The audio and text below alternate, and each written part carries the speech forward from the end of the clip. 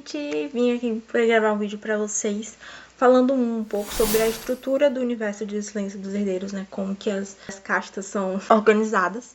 Eu resolvi fazer esse vídeo porque já tem algumas pessoas me perguntando, tipo, fazendo teorias sobre a questão das cores na história, porque viram que personagens específicos só usam, tipo, certo tipo de cores, e eu não quis explicar isso na história logo no começo. Eu tenho pra questão de explicar na própria história, né, não fazendo um vídeo aleatório num canal, até porque eu tenho consciência de que as pessoas que estão lendo a história, nem todo mundo vai, tipo, assistir um vídeo pra poder saber o que tá acontecendo na história, entendeu? No caso, quando eu tava fazendo a história, eu resolvi explicar isso mais adiante, mais no futuro, porque eu achei que nesse começo não tinha necessidade, entendeu? Porque tava contando uma história, uma parte específica da história e que as cores não convêm. Mas como tinha uma galera me perguntando, fazendo teorias que não tinham pé nem cabeça, eu resolvi logo explicar exatamente o porquê das cores para não tornar algo maior, sabe? Então, a visão, o mundo é dividido em 5 raças. Nem todas apareceram ainda na história. Até agora acho que só apareceram 3, que foi os feiticeiros, os humanos e as fadas.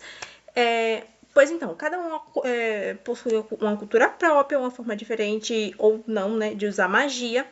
E 4 dessas raças, elas formam uma aliança política. Mas o equilíbrio delas é um pouco instável, mas tá lá.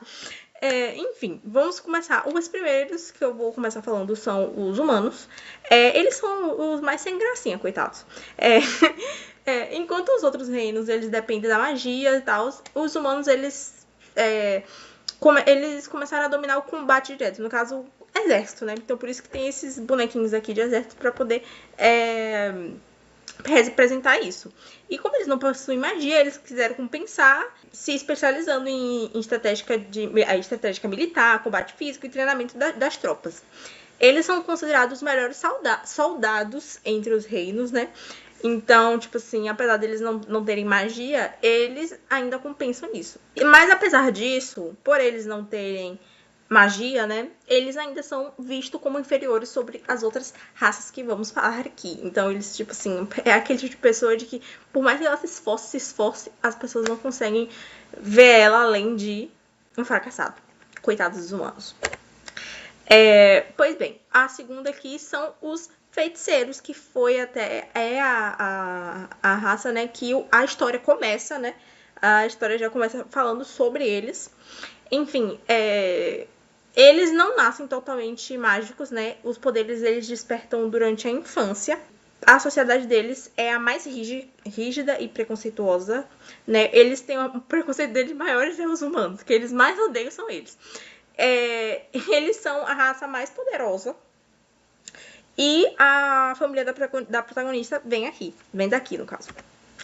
A terceirinha são as bruxas, são minhas favoritas. A protagonista quase foi das bruxas, tá, gente? Por as bruxas serem meus xodós, a protagonista quase foi daqui, mas eu nem lembro por que no final eu acabei botando ela feiticeira e não bruxa. Enfim, é diferente dos feiticeiros, eles não nascem com magia, apesar que os feiticeiros também não nascem com magia, né? No caso é porque os feiticeiros, eles, tipo assim, em dado momento da vida, eles despertam a magia, mas as bruxas, nem isso. Pra elas terem a magia, elas têm que fazer um pacto com uma entidade ou então com um demônio. Mas enfim, elas são conhecidas por fazer poções, criar venenos e ter habilidades mentais, como telepatia. Agora as fadinhas. Eu vou falar bem rapidinho sobre eles, gente, porque tem coisa ainda pra se desenrolar aqui. Enfim, eles são as fadas, né? Eles são seres mágicos ligados à natureza. E seus poderes, eles despertam também na infância, igual os feiticeiros lá. Só que elas ainda despertam mais cedo do que os feiticeiros. Eles são o reino mais influente politicamente. E as principais características deles são as orelhas pontudas. Todas as fadas têm orelhas pontudas. E a pele azul ciano, eu botei aqui como características principais, mas é só da família real. A pele azul ciano. E olha que nem sempre, às vezes você pode ser da família real e às vezes nem ter. Mas é tipo assim, a maioria tem. Mas tem umas exceções que não tem. Por exemplo, o Victor e a Isabela, que já apareceram, já fizeram o debut deles lá na Webtoon. Eles não têm pele azul ciano, mas o resto tem. E quinto, os vampiros, né? Eles existem nesse mundo, mas eles ficam fora da aliança, né? Entre os reinos. Porque eles são muito recentes, gente. Eles estão surgindo por agora, então eles ainda não têm aliança política o suficiente para entrar na aliança. Por isso que eles são isolados.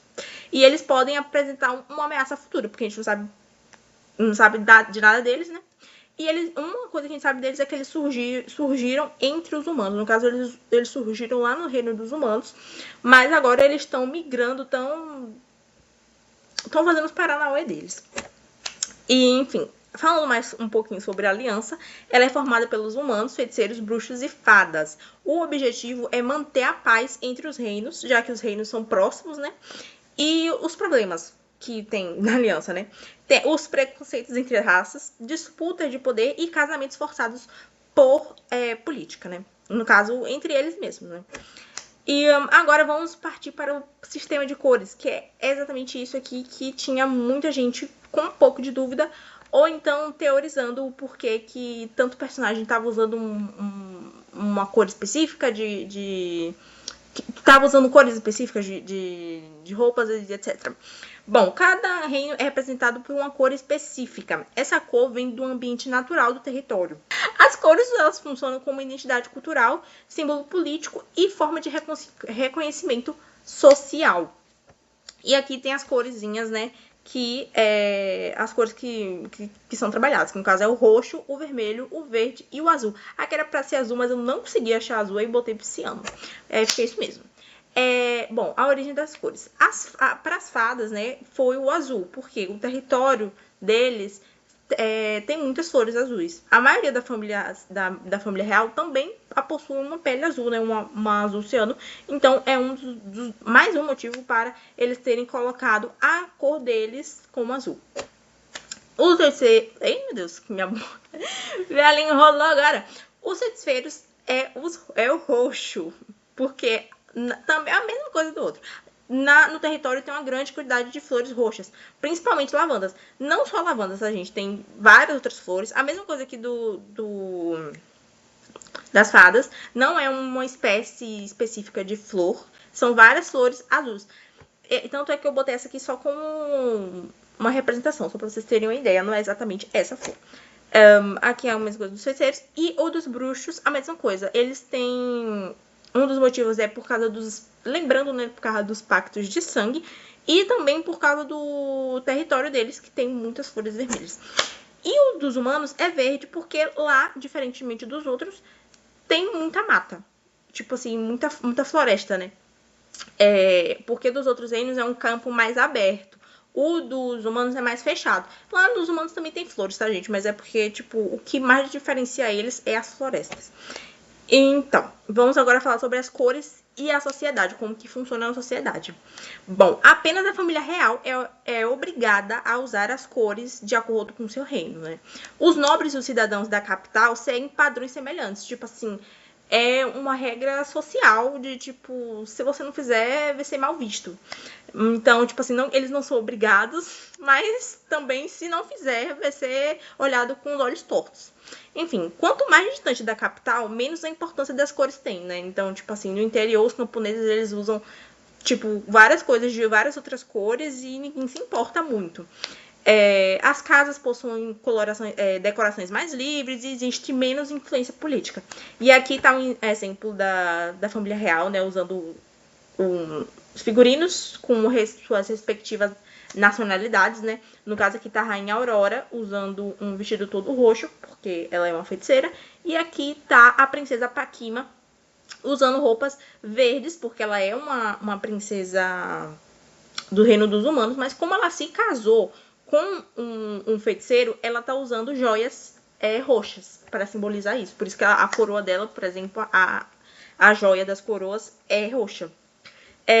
Então, e aqui tem um outro exemplo de camponeses usando roupas coloridas, que no caso a época que a Meili ainda morava lá no reino dos humanos, vocês estão vendo que elas estão usando roupas de várias cores, como elas moravam no interior, elas não se importavam muito com cores. Apesar de que elas ainda usam roupas verdes, mas, tipo assim, em detalhes de roupas assim, mas não é obrigatório de usar uma roupa toda verde, igual que alguém da realeza tem que usar, entendeu?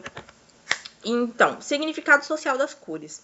As cores mostram de onde a pessoa vem, seu estado social, e na capital, seguir a cor significa respeito e pertencimento. Quebrar essa regra pode ser visto como desrespeito ou até rebeldia, aquilo que eu já tinha dito. E aqui um desenho, uma fotinha até da Webtoon, né, do momento que a família da Mei chega lá na capital do Reino dos Feiticeiros. Então eles estavam totalmente com a roupa totalmente verde, para poder simbolizar que eles são do Reino dos Humanos.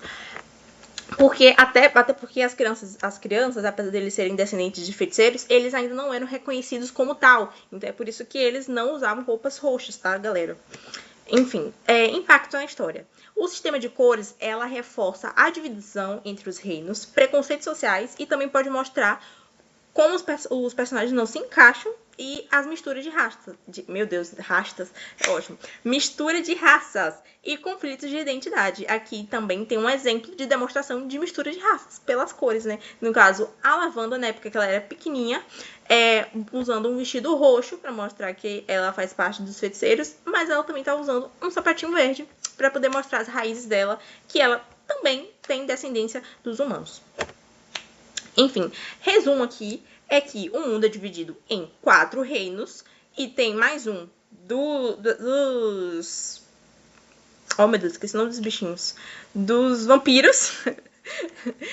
Os vampiros, eles não estão classificados como reino, gente, porque, tipo assim, eles são mais sei lá, eles não se classificam como reinos, eles são, tipo assim, refugiados, não sei exatamente como classificar eles, mas, enfim, eles estão aí. Cada reino, ele possui sua cultura própria, terreno único e uma cor representativa. Tá vendo? Os vampiros, eles são tão, assim, coitados, jogados na berlinda, que eles não têm território próprio, não têm cor representativa. Eles têm cultura própria, mas eles não... É aquele meme. Eles não têm cultura própria. Não, eles têm cultura própria, não têm seu território, não têm uma cor, mas eles têm um povo. É isso. Mesmo vivendo em aliança, existem preconceitos, conflitos políticos, disputas entre as raças, e a história acompanha personagens que desafiam essas regras.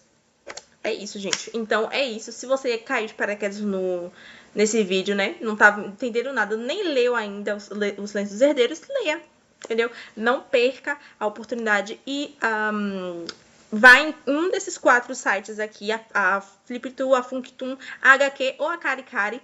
Por sinal, a Caricari agora já tem um app, né? Porque antes ele era só um site beta, agora ele já tem um app. Então vão lá, galera, e leiam. Eu vou botar o link aqui na bio.